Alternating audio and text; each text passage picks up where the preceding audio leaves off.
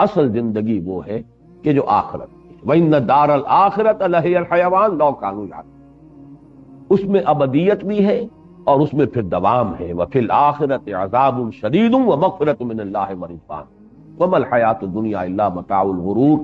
یہ توجہ دلانی میں بھول گیا تھا کہ یہاں غرور غین کے پیش کے ساتھ آیا ہے، جبکہ یہ کہ وَغَرَّكُمْ بِاللَّهِ الْغَرُورُ آیت نمبر 14 جو تھی وہ ختم ہوئی تھی غرور کے لفظ پر، لیکن وہاں غین پر زبر تھا. وہ فعول کے وزن پر اس میں مبالغہ ہے. بہت دھوکہ دینے والا، بہت بڑا دھوکے باز. یہاں یہ ایبسٹریکٹ ناؤن ہے غرور یعنی دھوکہ. متاع الغرور دھوکے کا سامان، اور نہیں ہے یہ دنیا کی زندگی مگر دھوکے کا سامان.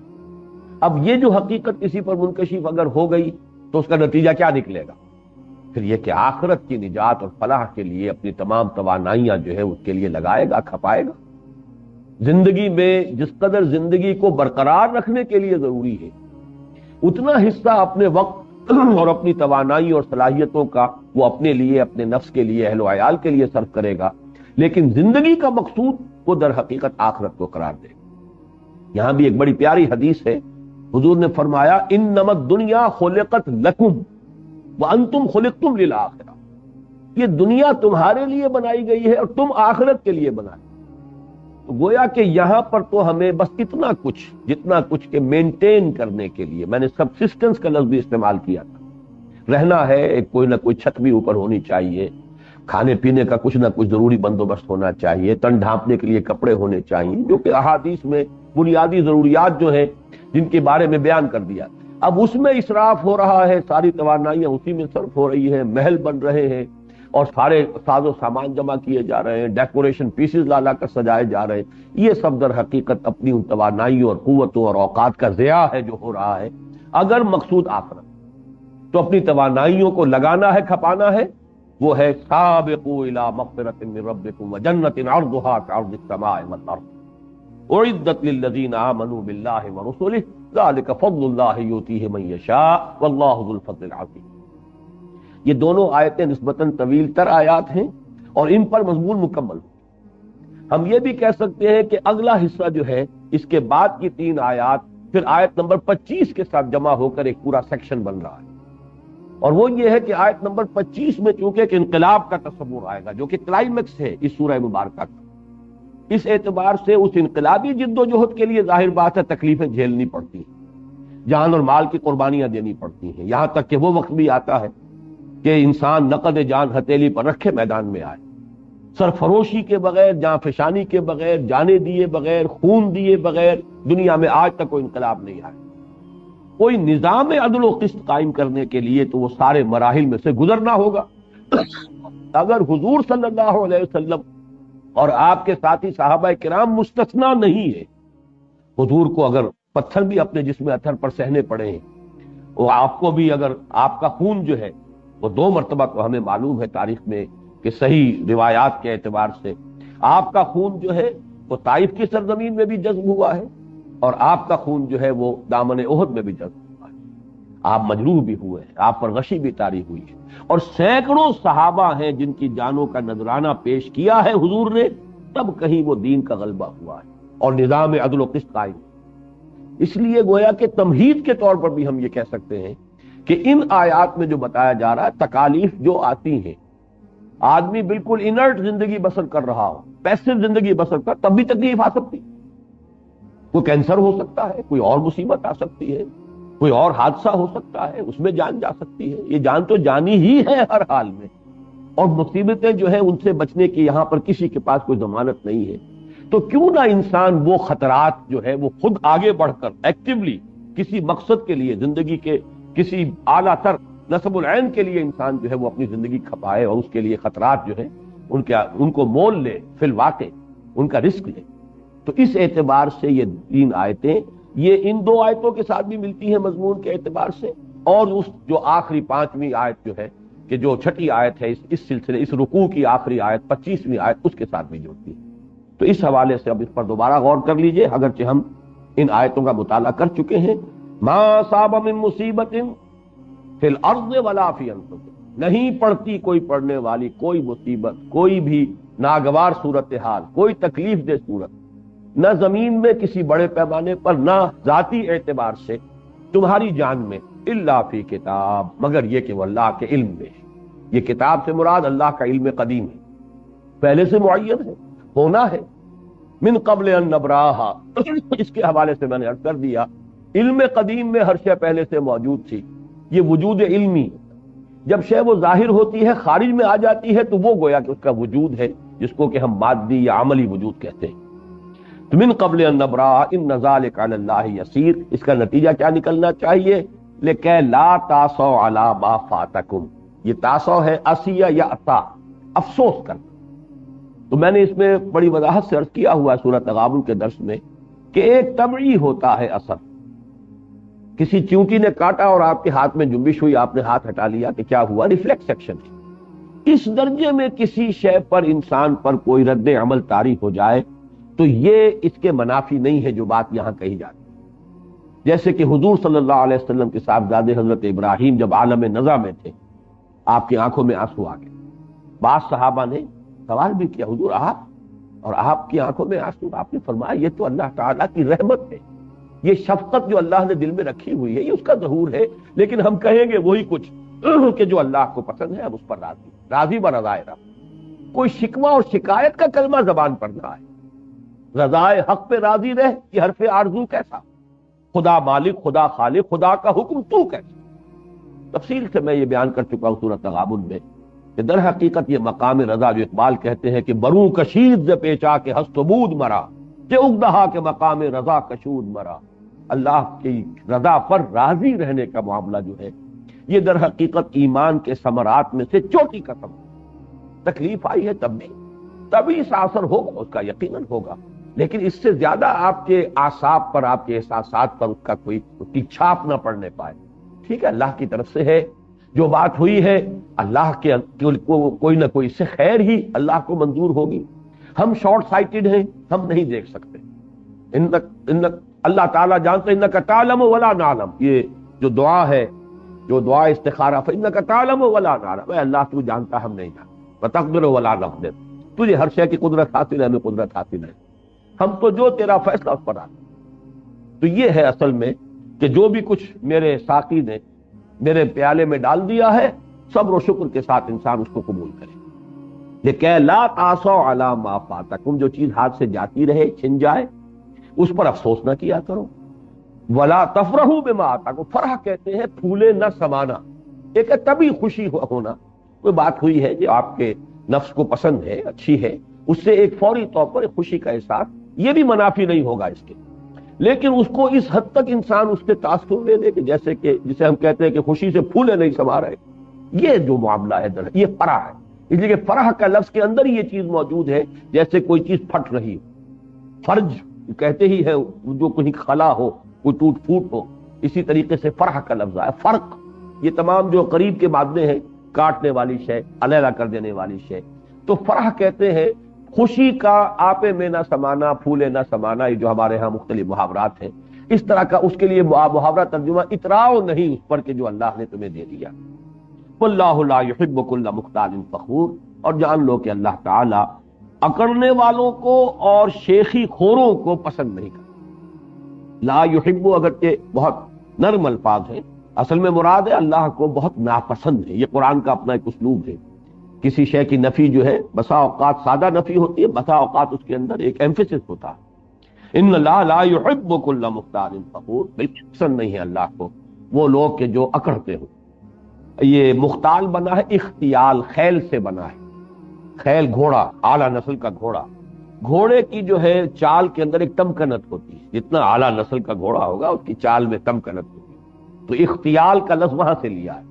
آدمی کے چلنے سے اندازہ ہو جاتا ہے یہ اپنے آپ کو کچھ سمجھتا ہے، کسی ذوب میں ہے، اونچی ہواؤں میں ہے، کوئی اس کو غرور ہے، تو یہ اختیال ہے۔ اور فخر ہے وہی جو لفظ ہم پہلے پڑھ چکے ہیں، تفاخر بینکم، فخر کرنا نسل پر ہے، نسب پر ہے، حسب نسب پر ہے، مال پر ہے، علم پر ہے، زہد پر ہے، تقوی پر ہے، پھر اس کو بیان کرتے رہنا، اس کا اظہار کرنا، یہ ہے اللہ کو یہ چیزیں بالکل پسند نہیں۔ الذین یبخلون ویامرون الناس بالبخل، یہ جو آیت ہے در حقیقت اس طرز عمل یا اس ذہنیت کا منطقی نتیجہ ہے اس لیے کہ یہ اختیال اور فخر جو ہے دنیا میں، اگر کوئی نعمت انسان کو ملی ہے تو اس پر فرح، اور فرح کے بعد اختیال، اور اختیال کے ساتھ فخر، یہ تینوں چیزیں جو ہے در حقیقت غمازی کرتی ہیں اس بات کی کہ انسان جو ہے قدر و قیمت سمجھتا ہے اس دنیا کے مال و اسباب کی، اسی پر تبھی تو فخر کر رہا ہے۔ الذی جمع مالا وعددہ یحسب ان مالہ اخلدہ، تو اس کا جو یہ دار و مدار اور انحصار ہے، تو ظاہر بات ہے کہ جو شخص یہ سمجھتا ہے کہ میرا سرمایہ افتخار جو ہے میری دولت ہے، تو اس دولت کو وہ سنبھال کر رکھے گا، خرچ نہیں کرے گا، اس لیے کہ خرچ کرنے میں تو پھر ظاہر بات ہے وہی تو سرمایہ افتخار ہے، اسی سے تو وہ روب گانٹ رہا ہے لوگوں کے اوپر، اسی سے تو اس کی عزت ہے۔ ہمارے اس معاشرے میں خاص طور پر یہ لعنت انتہا کو پہنچ گئی۔ ویسے تو فرق ہوتا تھا، دولت مند بھی ہوتے تھے، غریب بھی ہوتے تھے، لیکن عزت کی بنیاد دولت نہیں ہوتی تھی، عزت کی بنیاد کردار تھا۔ بلکہ یہ کہ ہمارے ہاں وہ فقراء، یہ میں نے مضمون حال ہی میں لکھا بھی تھا ایک، کہ معاشرے کے اندر وہ کیفیت ہوتی تھی کہ وہ فقیر جو ہے، جو درویش کہیں بیٹھا ہوا ہے، لوگوں کا رجوع اس کی طرف ہوتا ہے، علماء کی طرف ہوتا ہے۔ یہ زبیدہ جو بڑی محبوب ملکہ تھی ہارون رشید کی، اس نے کہا تھا، حج کے موقع پہ آئی، اور غالباً وہ اہل بیت میں سے کوئی تھے، بہت بڑی شخصیت، وہ جب آئے ہیں طواف کرنے کے لیے تو پورا مجمع ان کی طرف متوجہ ہو گیا۔ تو ملکہ نے کہا اپنے شوہر سے، اور یہ آزادی وہی اختیار کر سکتی تھی اس لیے کہ بڑی محبوب بیوی تھی، اس نے کہا کہ اصل تو حکومت ان کی ہے، تمہاری کہاں ہے؟ یہ دلوں پہ حکومت کر رہے ہیں، تمہارا جو ہے، تمہاری حکومت جو ہے وہ لوگوں کے جسموں پر ہے، اور ان کی حکومت دلوں پر۔ تو یہ ویلیوز جس معاشرے کے اندر ہو تو اس کا معاملہ جو ہے، چاہے کچھ اونچ نیچ ہو بھی معاشرے میں، اس سے اخلاق کا دیوالہ اس طرح نہیں نکلتا جیسا کہ ہمارے معاشرے میں نکل گیا، کہ معلوم ہے کہ یہ حرام کی دولت ہے، یہ ہیروئن کی کمائی ہے، یا فلاں کی کمائی ہے، یہ رشوتیں ہیں، یا یہ سودی معاملہ ہے، لیکن یہ کہ جس کے پاس دولت ہے اس کے لیے عزت ہے، اس کے سامنے جھکے جا رہے ہیں، بچھے جا رہے ہیں، اور یہ اچھے اچھے لوگوں کا طرز عمل یہ ہے۔ تو اس سے در حقیقت معلوم ہوا کہ اخلاق کا دیوالہ نکل گیا، ویلیوز ختم ہوئے، اقدار کا بیڑا غرق۔ تو یہاں اصل میں یہ بات آ رہی ہے کہ الذین یبخلون، جو یہ سمجھتے ہیں کہ عزت کی بنیاد پیسہ ہے تو بخل کریں گے، پیسے کو سنبھال کر رکھیں گے، وہ کاہے کو پیسہ خرچ کریں گے؟ پیسہ خرچ کریں گے تو اپنی عزت کی بنیاد، اپنے فخر کی بنیاد کو ڈھا رہے ہیں۔ اور دوسری بات یہ یامرون الناس بالبخل، جو شخص خود یہ بخل کرے گا وہ دوسروں کو بھی بخل کا مشورہ دے گا۔ کی وجہ یہ ہوتی ہے کہ ایک تو یہ ہے کہ بہرحال لوگوں کی نگاہ میں وہ اپنا بھی تو کوئی بھرم قائم رکھنا چاہتا ہے، اپنی بات کے لیے بھی جسٹیفیکیشن چاہے گا۔ امر کا لفظ جو ہے یہاں پر سمجھ لیجئے کہ یہ مشورے کے معنی میں، حکم کے معنی میں نہیں، عربی زبان میں لفظ امر جو ہے دونوں معنی میں آتا ہے۔ بھائی کچھ عقل کے ناخن لو، کچھ سوچو، یہ کیا تم نے دونوں ہاتھ کھلے رکھے ہوئے ہیں اپنے؟ تمہارے ہاتھ میں تو معلوم ہوتا ہے کوئی سوراخ ہے، کوئی پیسہ روکتے ہی نہیں ہو اپنے پاس، تمہیں چاہیے کہ کچھ آگے کی فکر کرو، بچوں کی فکر کرو، بیٹیوں کے ہاتھ پیلے کرنے ہیں، تو بڑے ہی ناصحانہ انداز میں اور بڑے ہی خیرخواہانہ انداز میں بخل کا مشورہ دیا جائے، تاکہ ہمارا بخل بھی ڈھکا رہے، چھپا رہے۔ یہ بالکل وہی نفسیاتی بات ہے جو میں حقیقت نفاق کے ضمن میں بارہا بیان کر چکا ہوں، کہ نفاق جب اپنی تیسری منزل کو پہنچتا ہے تو پھر بغض ہو جاتا ہے، دشمنی ہو جاتی ہے ان سے کہ جو دیوانہ وار گویا کہ جان اور مال خرچ کر رہے ہیں، کہ ان کی اس دیوانہ وار اپنے جان اور مال کی بازی لگانے سے ہماری بزدلی، ہمارا بخل نمایاں ہو رہا ہے۔ اگر پکار آتی سب بیٹھے رہتے، کوئی بھی جنبش نہ کرتا تو سب برابر تھے۔ یہ بھی ہوا ہے ایک دفعہ حضور کی سیرت میں، جب صلح حدیبیہ کے موقع پر حضور نے فرمایا کہ اب ہو گئی بات، صلح ہو گئی، ٹرمز طے ہو گئی، اچھا بھائی اٹھو، اب یہیں پر قربانیاں دے دو، احرام کھول دو۔ ایک بھی نہیں اٹھا۔ یہ تاریخ کا ایک عجیب واقعہ ہے، میرے لیے تو تاحال عقدہ ہے ایک، کہ حضرت ابو بکر کی بھی تو صراحت نہیں ہے کہ وہ بھی اٹھے، ایک بھی نہیں اٹھا۔ 3 دفعہ کہا ہے حضور نے، اور دل گرفتہ ہو کر، رنجیدہ ہو کر اپنے خیمے میں چلے گئے۔ وہاں حضرت ام سلمہ رضی اللہ تعالی عنہا ساتھ تھی، بہت مدبر خاتون تھی۔ انہوں نے ان سے جا کے کہا ہے کہ میں نے 3 دفعہ کہا ہے مسلمانوں سے کہ اٹھو، اب احرام کھول دو، قربانی دے دو، کوئی نہیں اٹھ رہا۔ انہوں نے مشورہ دیا کہ آپ کچھ نہ کہیے، آپ اپنا احرام کھول دیجئے اور قربانی دے دیجئے۔ جب آپ نے آ کر یہ کام کیا سب کھڑے ہو گئے۔ تو میری تعبیر یہ ہے کہ وہ کچھ حالت منتظرہ میں مبتلا تھے کہ شاید ابھی کوئی نئی صورت پیدا ہو جائے، شاید کوئی اللہ ہمارا ابھی امتحان ہی لے رہا، اس لیے ایک عجیب سی حالت منتظرہ طاری ہو گئی تھی کہ کوئی نہیں۔ لیکن اس وقت جو میں بات بیان کر رہا تھا وہی تھا کہ جب کوئی نہیں اٹھا تو سب برابر ہو گئے۔ اگر کچھ لوگ اٹھ جاتے، کچھ رہ جاتے، تو جو اٹھ گئے ان کا ایک مرتبہ واضح ہو جاتا کہ یہ نبی کی پکار پر فوراً لبیک کہنے والے ہیں، اور جو پیچھے رہ گئے وہ گویا کہ تربص میں ہے، انتظار میں ہے۔ تو منافقین کو یہی غصہ آتا تھا کہ جب آتا ہے نکلو اللہ کی راہ میں، انفروا خفافا وثقالا، یہ نکل رہے ہیں، یہ کچھ سوچتے ہی نہیں، کوئی اپنا نفع نقصان، کوئی اندیشے، کوئی خطرات، موسم کو نہیں دیکھ رہے کہ شدید ترین گرمی کا موسم ہے، یہ نہیں دیکھ رہے شیر کے منہ میں جا رہے ہیں، سلطنت روما کے ساتھ ٹکر لے رہے ہیں، بازی بازی بارش بابا ہم بازی، اب تک تو جو بھی جنگیں ہوئی ہیں وہ اندرون ملک عرب ہوئی ہیں، یہ standing super power, standing armies جس کی لاکھوں کی، اور یہی ہوا ہے غزوہ موتا کے اندر، 3000 گئے تھے، 1 لاکھ کے ساتھ ٹکراؤ ہو گیا، اور 1 لاکھ اور موجود تھا، ایک روایت یہ ہے کہ 2 لاکھ کے ساتھ ٹکراؤ ہوا، لیکن یہ کہ بہرحال غزوہ تبوک کے لیے جن لوگوں کو پکارا ہے، جن میں ایمان صادق تھا، وہ نکل کھڑے ہوئے۔ تو یہ ہے اصل میں جو شخص خود بخل کرتا ہے دوسروں کو بھی بخل کا مشورہ دے گا، جو خود آگے نہیں بڑھنا چاہتا دوسروں کو بھی نہ وہ بڑھنے کا مشورہ دے گا بلکہ روکے گا۔ ہلم الینا، یہ ہم پڑھ چکے ہیں، آؤ ہمارے پاس بیٹھو یہیں پر، کہاں جا رہے ہو، کیوں خطرات مول لیتے ہو، ہلم الینا، آؤ ہمارے ساتھ ہی بیٹھو۔ تو یہ ہے وہ بات کہ الذین یبخلون ویامرون الناس بالبخل، جو خود بھی بخل سے کام لیتے ہیں اور لوگوں کو بھی بخل ہی کا مشورہ دیتے ہیں۔ وَمَن يَتَوَلَّ فَإِنَّ اللَّهَ هُوَ الْغَنِيُّ الْحَمِيدُ، اور جو کوئی پیٹھ دکھائے گا، پیٹھ موڑ لے گا، روگردانی کرے گا، یہ سب کچھ سن کر بھی نہ انفاق پر آمادہ ہوگا نہ جہاد کے لیے آمادہ ہوگا، تو وہ سن رکھے کہ اللہ غنی اور حمید ہے، اسے کسی کی احتیاج نہیں۔ کوئی یہ نہ سمجھے کہ وہ نہیں کرے گا تو کام ہوگا نہیں، کوئی یہ نہ سمجھے کہ یہ انہی کے اٹھائے یہ چھپر اٹھا ہوا ہے، اللہ تو غنی ہے حمید ہے، تو اگر تم نہیں آؤ گے اللہ کسی اور قوم کو لے آئے گا۔ ان تتولوا یستبدل قوما غیرکم ثم لا یکونوا امثالکم، اس پر سورہ محمد ختم ہوئی ہے صلی اللہ علیہ وسلم۔ اگر تم روگردانی کرو گے، پیٹھ دکھا دو گے، تمہیں ہٹائے گا اللہ کسی اور قوم کو۔ اللہ تعالیٰ کے خزانوں میں کمی نہیں۔ ومن یتول فإن اللہ هو الغنی الحمید۔ تو یہاں وہ 5 آیتیں مکمل ہو گئی جس کو میں نے ایک حصہ پہلے قرار دیا تھا، اور یہ بھی ہو سکتا ہے کہ پہلی 2 آیتوں کو اس رکوع، تیسرے رکوع کی اس کو ایک مستقل حصہ مانا جائے۔ حیات زندگی کی اصل حقیقت، ہیومن لائف کا سائیکل، اس کی مشابہت جو ہے وہ پلانٹ کنگڈم میں جو بھی سائیکل چل رہا ہے اس سے، آخرت کی اصل اہمیت، اور پھر یہ کہ اصل مقصود و مطلوب آخرت کو بنا لے، اور اس میں مسارعت اور اس میں مسابقت آگے نکل، وہ اپنی جگہ ایک مکمل مضمون تھا۔ پھر 4 آیتیں جو یہ آئی ہیں اس کے اندر بھی جو ہے وہ 3 آیتیں، اس میں یہ مضمون آ گیا، دنیاوی مصائب اور مشکلات اور تکالیف، ان سے گھبرانے کی ضرورت نہیں ہے۔ یہ تو در حقیقت تندی باد مخالف سے نہ گھبرا ہے عقاب، یہ تو چلتی ہے تجھے اونچا اڑانے کے لیے۔ یہ مشکلات اور مصائب جو 5واں حصہ ہم پڑھ چکے ہیں، یہ تو اس لیے اللہ تعالیٰ کی طرف سے آزمائشیں آتی ہیں کہ ایک تو تمہارے اندر اگر کوئی کھوٹ کہیں ہے تو وہ دھل جائے، پاک ہو جائے، صاف ہو جائے، تاکہ تمہیں پوری طریقے سے زر خالص بنا لے اللہ تعالیٰ، لیمحصکم، تاکہ تمہیں بالکل پاک کر دے، صاف کر دے۔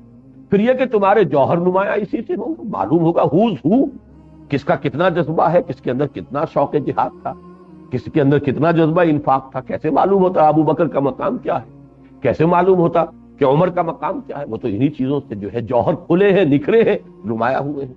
تو وہ فلسفہ پورا جو ہے وہ ہم پڑھ چکے ہیں 5ویں حصے میں، کہ ابتلا، آزمائش، امتحانات کیوں آتے ہیں، اس کی حکمتیں کیا ہیں۔ اب آ گئی وہ آیت جس کو میں ایک مستقل حصہ قرار دے رہا ہوں، اور یہ در حقیقت اس پوری سورہ مبارکہ کا کلائمیکس، نقطہ عروج۔ اور یہ بھی میں عرض کر دوں، یہ میں نے بارہا الفاظ استعمال کیے، پھر دوہرا رہا ہوں، انقلاب جس شے کا نام ہے اسے آپ اس کی کونوٹیشن کو اچھی طرح سمجھ لیجئے۔ انقلاب کہتے ہیں کسی اجتماعی نظام کو بدل، ظاہر بات ہے جو ایگزسٹنگ سسٹم ہوگا، پولیٹیکو سوشو اکنامک سسٹم، اس کو تلپٹ کریں گے، اس کا تختہ الٹیں گے تو کوئی اور نظام آئے۔ اس کے بغیر کسی دوسرے نظام کے لیے ایگزسٹنگ سسٹم جو ہے وہ جگہ چھوڑنے کو تیار نہیں، اور اس میں ظاہر بات ہے وعظ، نصیحت، تلقین، تعلیم، تبلیغ، یہ سب اپنی جگہ پر بہت ضروری ہے، یہ سٹارٹنگ پوائنٹ اس کا یہی ہے۔ لیکن اس کے بعد ایک مرحلہ آتا ہے کہ جہاں طاقت استعمال کرتے، اس لیے کہ تلقین، وعظ، نصیحت، دعوت، تبلیغ سے جو نیک سرشت لوگ ہوتے ہیں تمام طبقات کے اندر، وہ کھینچ آئیں گے، جیسے کہ میگنیٹ ہوتا ہے وہ کھینچ لیتا ہے، جو بھی لوہ چون جو ہے وہ اس کے ساتھ مل جائے گا اور مرادہ رہ جائے گا۔ لیکن وہ مرادہ جو ہے وہ لوگ ہیں کہ جن کا ویسٹڈ انٹرسٹ ہے، جن کے مفادات ہیں، ہمارے معاشرے میں جاگیردار ہے، اس کا ایک اپنا مقام ہے، وہ اصل مالک ہے، پورے علاقے کا مالک ہے، وہ بادشاہ ہے، باقی لوگ جو بس رہے ہیں وہاں پہ وہ اس کی کمی ہے، کاری ہے، وہ تو اس کی رعیت ہے۔ وہ کبھی بھی اس کو برداشت نہیں کر سکتے کہ جاگیردارانہ نظام ختم ہو جائے. اس کے لیے ظاہر بات ہے کہ بالآخر طاقت کا استعمال ناگزیر. یہ بات جو ہے اصل میں کہتے ہوئے انسان جھجکتا ہے. یہ بات اچھی نہیں ہے. قتل و خون، قتل و غارت گری کو اچھی بات نہیں ہے. طاقت کا استعمال، اسلحہ کا استعمال کو اچھی بات نہیں ہے. پر ٹھنڈی ٹھنڈی کوئی بات ہو جائے اور بڑے ہی آسانی کے ساتھ صرف دعوت و تبلیغ سے کوئی انقلاب آ جائے، بہت اچھا ہے، فبہا. لیکن یہ ہے کہ قرآن مجید نے جس طرح اس ایک آیت میں اس تلخ حقیقت کو عریاں انداز میں بیان تاکہ کوئی اشتباہ نہ رہے، بالکل بات واضح ہو جائے. پورا انقلابی عمل جو ہے آپ کو اس آیت کے اندر مل جائے گا. اب اس کے ایک ایک لفظ پر غور کیجیے اور یہ بھی ذہن میں رکھیے کہ اس ایک آیت کی پوری تشریح ہے جو سورہ صف میں آئی. سورہ صف کی 14 آیات در حقیقت اس ایک آیت کی شرح پر اور اس تفصیل پر مشتمل. اور سورہ صف چونکہ ہم پڑھ چکے ہیں، ذہن میں رکھیے شروع میں ڈانٹ ڈپٹ آئی، یا ایھا الذین آمنوا لم تقولون ما لا تفعلون کبر مقتا عند اللہ ان تقولوا ما لا تفعلون ان اللہ یحب الذین یقاتلون فی سبیلہ صفا کانہم بنیان مرصوص. اہل ایمان کیوں کہتے ہو جو کرتے نہیں؟ سن لو، تمہارا یہ طرز عمل، ایمان کے دعوے، زبان سے بڑی اللہ کی محبت، رسول کی محبت کے دعوے، اور عمل اس کے منافی، یہ اللہ کے غضب کو بھڑکانے والی شے. اللہ کو تو محبوب ہے وہ بندے جو اس کی راہ میں جنگ کرتے ہیں صفے باندھ کر گویا کہ سیسا پلائی ہوئی دیوار. قتال سے شروع ہوئی یہ سورت. پھر چند آیات میں اہل کتاب کا تذکرہ آیا. یہ گویا کہ شرح ہوئی اس کی وَلَا يَكُونُوا كَالَّذِينَ أُوتُوا الْكِتَابَ مِن قَبْلُ فَطَالَ عَلَيْهِمْ الْأَمَدُ فَقَسَتْ قُلُوبُهُمْ. اس کی شرح وہاں آ رہی ہے کہ انہوں نے کیا کیا حضرت موسیٰ علیہ السلام کے ساتھ، کیا کیا انہوں نے حضرت عیسیٰ کے ساتھ، کیا کر رہے ہیں اب محمد کے ساتھ صلی اللہ علیہ وسلم. یہ ان کا طرز عمل یہود کا. اس کے بعد آیت آ گئی هُوَ الَّذِي أَرْسَلَ رَسُولَهُ بِالْهُدَى وَدِينِ الْحَقِّ لِيُظْهِرَهُ عَلَى الدِّينِ كُلِّهِ.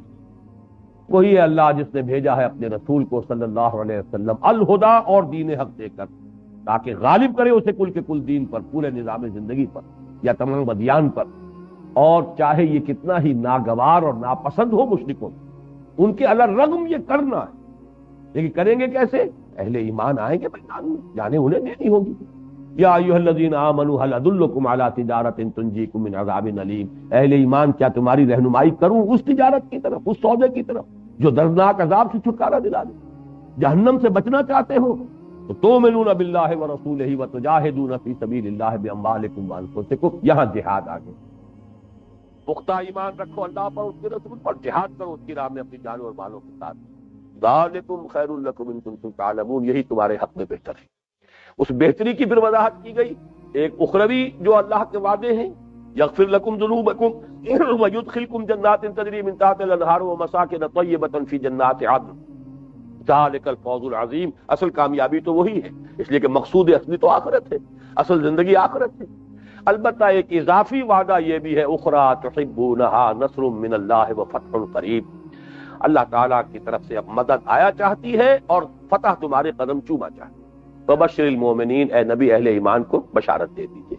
آخر میں اللہ کی نصرت کی پکار، یا ایھا الذین آمنوا کونوا انصار اللہ کما قال عیسی ابن مریم للحواریین من انصاری الی اللہ. اے اہل ایمان اللہ کے مددگار بنو، جیسے کہ عیسیٰ ابن مریم نے کہا تھا حواریوں سے، کون ہے میرا مددگار اللہ کی راہ میں؟ قال الحواریون نحن انصار اللہ. تو اس وقت کہا تھا حواریین نے، ہم ہیں اللہ کے. یہ میں نے آپ کو ایک جنرل سروے دے دیا ہے. اب اس صورت کو، اس آیت کو پڑھیں. لقد ارسلنا رسلنا بالبینات، ہم نے ہی بھیجا اپنے رسولوں کو بینات کے ساتھ. اب فرق یہ ہے کہ وہ جو آیت ہے هو الذی ارسل رسولہ بالہدی ودین الحق لیظہرہ علی الدین کلہ، وہ واحد کے صیغے میں ہے، تعین کے ساتھ محمد الرسول اللہ صلی اللہ علیہ وسلم کی رسالت کا مقصد بیان ہے. یہ جنرلائزڈ لا ہے، اللہ کا عمومی قانون ہے، اور یہ اجتماعی فارم میں آ رہا ہے تمام رسولوں کے بعد. لقد ارسلنا رسلنا، اب ایک رسول کی بات نہیں ہو رہی ہے، یہ ایک قانون ہے، کلیہ ہے، قاعدہ ہے. ہم ہی نے بھیجا اپنے رسولوں کو. اور یہاں دیکھیے تین چیزیں آئیں گی. بالبینات نمبر 1، وانزلنا معہم الکتاب نمبر 2، والمیزان نمبر 3. نوٹ کرتی جائیے. ہم نے ان کو بھیجا بینات کے ساتھ. بینات کا لفظ پہلے حصے میں بھی آ چکا ہے، دوسرے حصے میں هو الذی ينزل على عبده آیات بینات، اس میں وضاحت کر چکا ہوں کہ بین کہتے ہیں اس شے کو جو از خود ظاہر ہو، خود نمایاں ہو، جس کو کسی اور دلیل کی حاجت نہ ہو، جس کی وضاحت کی کوئی ضرورت نہ ہو۔ آفتاب آمد، دلیل آفتاب۔ اب یہ لفظ آتا ہے عام طور پر رسولوں کے تذکرے میں معجزات کے ساتھ۔ معجزہ جس رسول کو دیا جاتا تھا وہ گویا کہ بالکل واضح کر دیتا تھا کہ یہ بات کسی ہیومن جو ہے صلاحیت یا طاقت اس سے وجود میں نہیں آ سکتی، یقیناً یہ اللہ کی طرف۔ جیسے کہ ایک معجزہ دیا قوم سمود کو، انہوں نے مطالبہ کیا کہ اے صالح ہم تمہیں مان لیں گے اگر یہ سامنے کی چٹان سے ابھی تم ایسا کرو کہ اس میں سے ایک گابھن اونٹنی برآمد ہو جائے۔ انہوں نے اللہ سے دعا کی کہ یہ ماننے کو تیار ہیں اگر انہیں یہ معجزہ دکھا دیا جائے۔ چٹان شق ہوئی، گابھن اونٹنی برآمد ہوئی، لیکن یہ کہ قوم نے نہیں مانا، پھر اسی لیے وہ ہلاک کر دی گئی، قوم برباد کر دی گئی۔ معجزے کے آنے کے بعد بھی اگر قوم ایمان نہ لائے تو پھر اس کی ہلاک۔ تو بینات، معجزات، لقد ارسلنا رسلنا بالبینات، ہم نے بھیجا اپنے رسولوں کو بینات کے ساتھ۔ وانزلنا معہم، اور ان کے ساتھ ہم نے اتاری دو چیزیں، الکتاب والمیزان، کتاب اتاری، میزان اتاری۔ کتاب کا لفظ تو عام فہم ہے، بالکل واضح ہے، سب سمجھ جائیں گے، جیسے حضرت موسیٰ کو تورات دی گئی۔ لیکن یہاں میزان سے مراد کیا ہے؟ میزان وزن سے اس میں آلہ ہے، مبزان، اصل میں مبزان ہے، یہ وزن سے بنا ہے، مفعال کے وزن پر، واو جو ہے یہاں پر یا کی شکل اختیار کر گیا، میزان، وزن کرنے کا آلہ ترازو، اسے میزان کہتے ہیں۔ لیکن توازن جو ہے کئی قسم کا ہے، جیسے کہ سورہ رحمان کے میرے درس میں میں نے پڑھی وضاحت کے ساتھ بیان کیا تھا، ایک آفاقی بیلنس ہے اس کائنات کے اندر، ان کروں کے درمیان ایک بیلنس ہے۔ وَالسَّمَاءَ رَفَعَهَا وَوَضَعَ الْمِيزَانَ أَلَّا تَطْغَوْا فِي الْمِيزَانِ، در حقیقت یہاں جو مراد ہے جو ہے وہ بیلنس ہے جو ان کروں کے درمیان۔ یہ تمام جتنے کرے تیر رہے ہیں فضا کے اندر، سیارے اور گردش میں ہیں، ان کا توازن ہے، ان کے ڈسٹینسز جو ہے انہی کے، جو آپ کو معلوم ہے کہ ڈسٹینس کے انورس پروپورشنیٹ میں وہ ان کی جو ہوتی ہے آپس کی باہمی کشش وہ ہے، اور وہ توازن کیا ہے، ادھر سے اس کو وہ کھینچ رہا ہے، ادھر سے یہ کھینچ رہا ہے، تو یہ اپنی جگہ پر قائم۔ اسی طریقے سے جو نظام اللہ عطا فرماتا ہے وہ نظام ایک میزان ہے، اس میں حقوق اور فرائض کا توازن ہو، فلاں کا یہ حق ہے، یہ اس کا فرض ہے، یہ اس کی ذمہ داری ہے۔ آپ کو معلوم ہے، ہم کہتے بھی ہیں کہ privileges go with responsibility، جہاں زیادہ ذمہ داری ہوگی privileges بھی زیادہ ہوں گی، اتھارٹی بھی زیادہ ہوگی، اختیار بھی زیادہ ہوگا۔ تو حقوق اور فرائض میں توازن ہوگا تو معاشرہ صحیح رہے گا، اور اگر اس کے اندر امبیلنس ہو گیا، اسی کا نام ظلم ہے، اسی کا نام عدوان ہے، اسی کا نام زیادتی ہے، ناانصافی ہے۔ تو در حقیقت جو شریعتیں اللہ تعالیٰ نے نازل فرمائی ان سب کا مقصد یہ ہے کہ توازن قائم۔ مثلا تین چیزوں کے اندر توازن ہے کہ جو بہت ایویسو ہے انسان کے لیے، اس کا حصول آسان نہیں۔ قدیم ترین مسئلہ ہے عورت اور مرد میں توازن کیا ہو۔ ظاہر بات ہے دونوں ایک دوسرے کے محتاج ہیں، عورت مرد کی محتاج ہے، مرد عورت کا محتاج ہے، لیکن یہ کہ آپ نے دیکھا کہ یہ توازن نہیں ہو پاتا۔ یا تو عورت کو ملکیت بنا لیا جاتا ہے، جوتی کی نوک سمجھا جاتا ہے، اس کے کوئی حقوق نہیں ہے، کوئی اس کا اسٹیٹس نہیں ہے، کوئی اس کا دنیا کے اندر مقام نہیں، اور یا پھر یہ کہ وہ عورت بالکل مرد کے شانہ بشانہ ہو کے برابر ہو کر، بلکہ یہ کہ کلوپیٹرا کی شکل اختیار کر کے پورے ملکوں کی قسمت جو ہے اس کی نیا ڈبو دیتی ہے۔ توازن بہت مشکل کام ہے، کہ وہ انسان بھی ہے، اس کے حقوق بھی ہیں، اس کے احساسات بھی ہیں، اس کا اپنا ایک مقام ہے، معاشرے کے اندر اس کی حیثیت ہے، اس کی عزت بھی ہونی چاہیے، لیکن یہ کہ اس سے معاشرے کا خاندانی نظام جو ہے وہ درہم برہم نہیں ہونا چاہیے، انارکی نہیں ہونی چاہیے، کیوس نہیں ہونا چاہیے۔ فیملی جو ہے ایک انٹیگریٹڈ ادارہ ہو، ایک منظم ادارہ ہو، اس کے اندر ڈسپلن ہو، اس لیے کہ پورا معاشرہ جو ہے اسی پر ڈیپینڈنٹ ہے۔ معاشرہ کہتے کس کو؟ It's a collection of families, 10,000 20,000 10 lakh 20 lakh families ہیں جن کا نام معاشرہ ہے۔ اس معاشرے میں سے اگر ہر اینٹ جو ہے، ہر فیملی کا انسٹیٹیوشن جو ہے وہ اگر منظم نہیں ہے، ڈسپلن نہیں ہے، آرگنائز نہیں ہے، تو معاشرہ جو ہے اس میں کیوس ہو۔ لیکن وہ کیسے ہو؟ کیا حقوق ہیں وہ عورت کے، کیا حقوق ہیں مرد کے، کیا فرائض ہیں عورت کے، کیا فرائض ہیں مرد کے، یہ آسان کام نہیں، اس کا حل کرنا آسان۔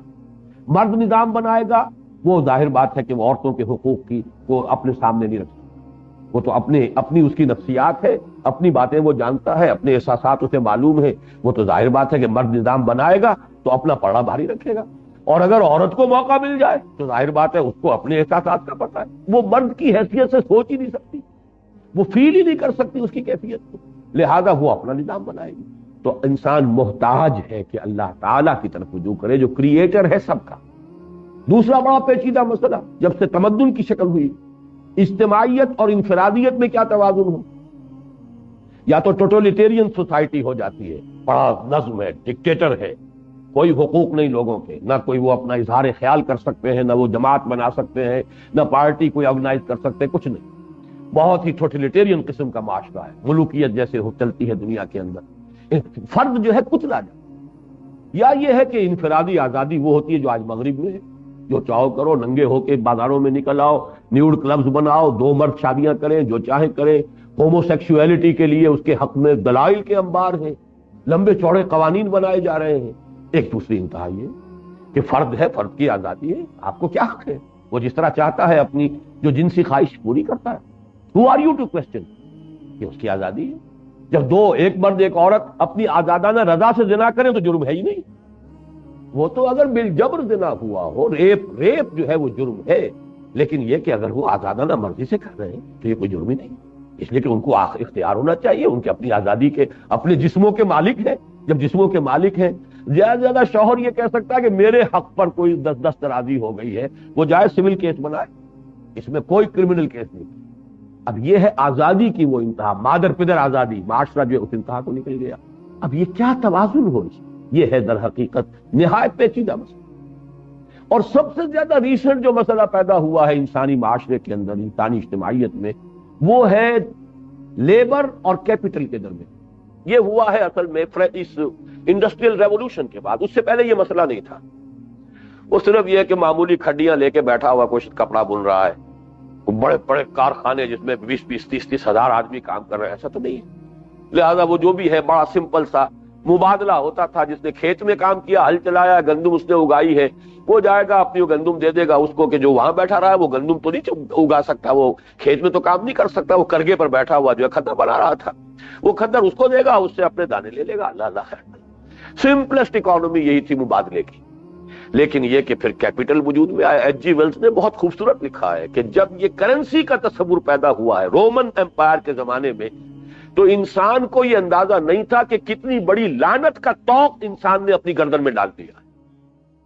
اس سے پہلے ساری تجارت بارٹر پر تھی، جو کرگے پر بیٹھا ہوا کپڑا بن رہا ہے، اس نے اتنے گز کپڑا دے دیا اور اس سے اس کو اتنی جو ہے وہ من جو ہے گندم مل گئی، اللہ اللہ خیر صلی اللہ، وہ اپنا کھائے گا، وہ کپڑا پہنے گا۔ لیکن جب آ گیا گولڈ، یہ کرنسی ہے، 1 تولہ گولڈ برابر ہے اتنے من گندم کے۔ جس نے اپنے پاس گولڈ رکھ لیا گویا کہ اس کے پاس طاقت ہے، مارکیٹ کو جب چاہے گا وہ ڈیسٹیبلائز کر دے گا، جب چاہے گا خرید لے گا بے شمار جو ہے وہ گیہوں اور قیمت بڑھا دے گا، جب چاہے گا ریلیز کر دے گا، قیمت کم کر دے گا۔ یہ لعنت جو ہے، اور پھر ہولڈنگ اور دولت کا جو ارتکاب ہے وہ اسی سے شروع ہوا۔ گندم کوئی کتنی جمع کر سکتا تھا اپنے پاس، کتنی رکھ سکتا تھا، لیکن سونا تو رکھ سکتے ہیں آپ، سونا خراب نہیں ہوتا، کوئی بگڑتا ہی نہیں اس کو۔ تو یہ لعنت، یہ الفاظ ایچ جی ویلز کے ہیں کہ انسان کو اندازہ نہیں تھا کہ کتنی بڑی لعنت کا طوق وہ اپنے گردن میں ڈال رہا ہے اس کرنسی کے تصور سے۔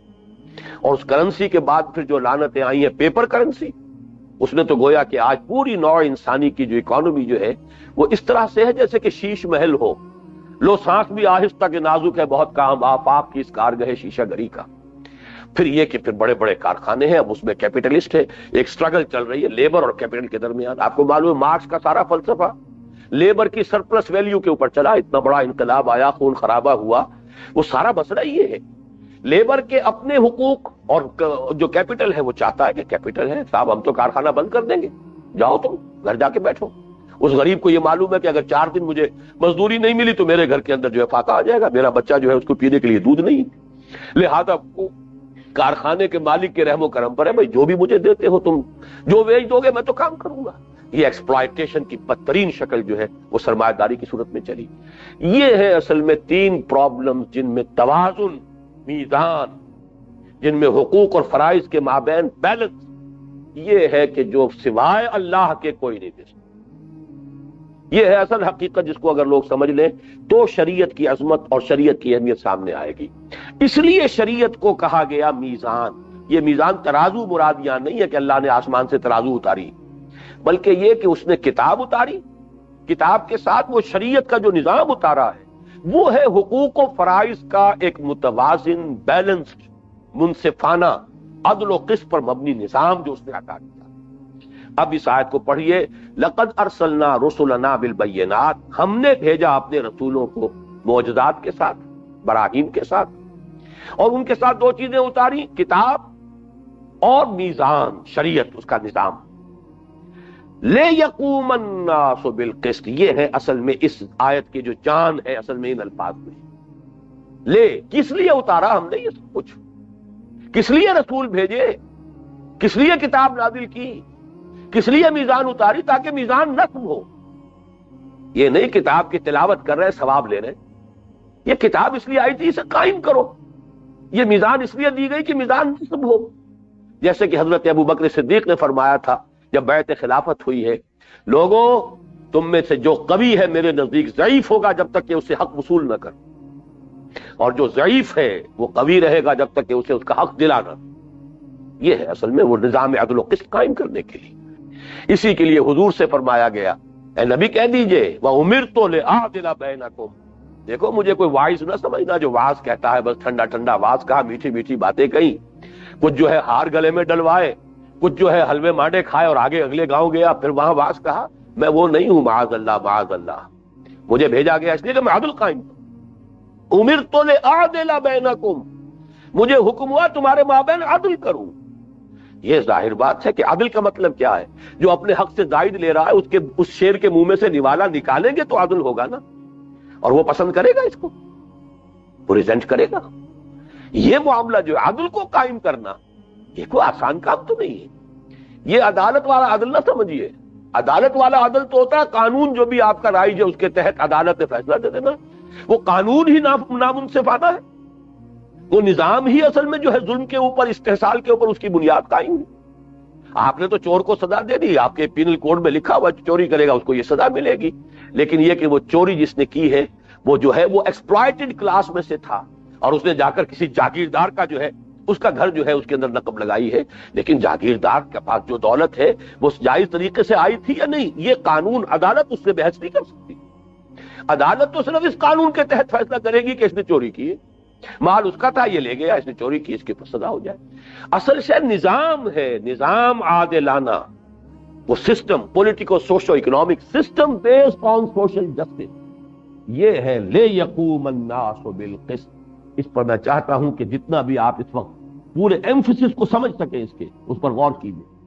اس کے لیے چند حوالے میں دے دوں، یہ قسط کا معاملہ جو ہے کس طرح کا آیا ہے۔ سب سے پہلے ہمارے دین میں سب سے بڑی بات، سب سے پہلی بات کیا ہے؟ اللہ کی ذات و صفات۔ اللہ کی شہد اللہ انہ لا الہ الا هو والملائکۃ واولو العلم قائما بالقسط، اللہ کی یہ شان ہے، اللہ کی یہ صفت، وہ قسط کا قائم کرنے والا۔ آخرت ہے ہی اس لیے کہ عدل و قسط قائم ہو۔ نمبر دو، رسول، رسالت، یہ رسالت کی شان یہ ہے، لقد ارسلنا رسلنا بالبینات، اور یہ جنرلائزڈ ایک اسٹیٹمنٹ ہے، تمام رسولوں کے بھیجنے کا مقصد یہی تھا، تمام کتابوں کے نزول کا مقصد یہی تھا، تمام شریعتوں کے نزول کا مقصد یہی تھا، لیقوم الناس بالقسط، تاکہ لوگ عدل اور قسط پر قائم۔ حضور کے لیے فرمایا امرت لأعدل بینکم، کہہ دیجئے ڈنکے کی چوٹ، میں اس لیے بھیجا گیا ہوں کہ عدل قائم کروں تمہارے بعد۔ اس کے بعد آتا ہے مسئلہ امت کا۔ امت کے لیے جو بات کہی گئی ہے سورہ نساء اور سورہ مائدہ میں، صرف ترتیب بدل گئی ہے، ایک ہی بات، یا ایھا الذین آمنوا، آیت نمبر 135، یا ایھا الذین آمنوا کونوا قوامین بالقسط شہداء للہ ولو علی انفسکم او الوالدین